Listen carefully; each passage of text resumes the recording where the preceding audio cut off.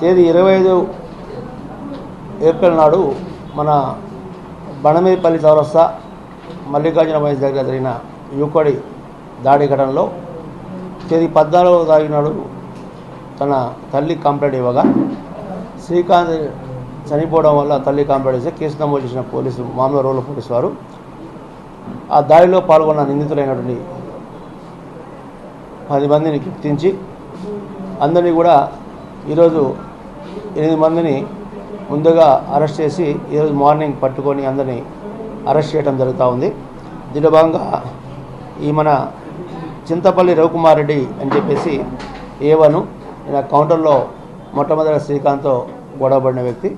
అటు వ్యక్తితో పాటు Arun Kumar Reddy owner of the wine shop, అదేవిధంగా రాకేష్ వైన్ షాప్లో పనిచేసే వ్యక్తి, కోట్ల ప్రవీణ్ కుమార్ రెడ్డి ఈయన ఓనర్ యొక్క అరుణుల బ్రదరు, అదేవిధంగా శివశంకర్ ఈయన ప్రస్తుతం అబ్స్కాండింగ్ ఉండు, ఇతను ఈ ప్రవీణ్ వాళ్ళ బ్రదరు.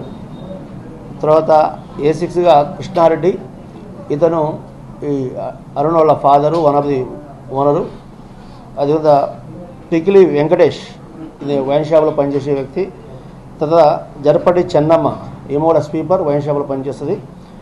తర్వాత గంగోని చంద్రప్రకాష్ గౌడు ఈయన వన్ ఆఫ్ ది ఓనర్ యొక్క వైన్ షాప్ ఓనర్ యొక్క కొడుకు. వైన్ షాపు అతని పేరు మీద వాళ్ళ ఫాదర్ పేరు మీద ఉన్నది. అతను రఘుపతి రెడ్డి అబ్స్కాండింగ్ ఓనరు. ఈ 10 మందిలో ఇద్దరు అబ్స్కాండ్ 8 మందిని పట్టుకొని ఈరోజు జ్యుడిషియల్ కస్టడీకి పంపుదామని 302 కింద అండర్ సెక్షన్ 302 పైన ఇవ్వడం జరిగింది. మీకు 342, 302, 323 రెడ్ విత్ 34 IPC కింద కేసు నమోదైంది. ఈ దర్యాప్తులో భాగంగా ఈ వైన్ షాప్ దగ్గర మొట్టమొదటిగా ఫస్ట్ చిన్న గొడవగా స్టార్ట్ అయ్యి అది క్రమానుగా చంపే కాడికి వెళ్ళింది. అటు శ్రీకాంత్ అనారోగ్య ట్రీట్మెంట్లో చికిత్స పొందుతూ మనకు యశోద హాస్పిటల్కి పోయినాక 14వ తారీఖు చనిపోవడం జరిగింది. దాని మీద వాళ్ళ తల్లి గారు వెంకటేశ్వరమ్మ కంప్లైంట్ ఇవ్వగా మనం కేసు 302 మర్డర్ కేసు నమోదు చేసి నేను ఈరోజు రిమాండ్ పంపడం జరుగుతుంది. ఆ DVD సీజ్ చేయడం జరిగింది సీన్లో నుంచి. అది FSLలో పోయి ఇంకా అది యాక్చువల్గా 15 డేస్కే ఉంది డేటా అని చెప్తున్నారు. అయినా పర్వాలేదు, మేము మన FSL ఉంటుంది ఫోరెన్ ల్యాబొరేటరీ అటు పంపించి రిట్రీట్ చేయడం జరుగుతుంది.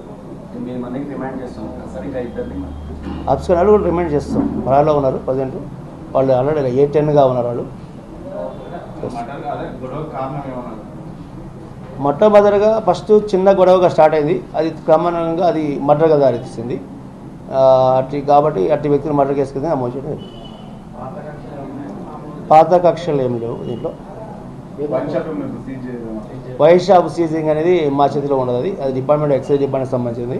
మేము దాని మీద వాళ్ళు ఎక్సైజ్ డిపార్ట్మెంట్ వాళ్ళు తీసుకుంటున్నాం. ఇంకోటి దీని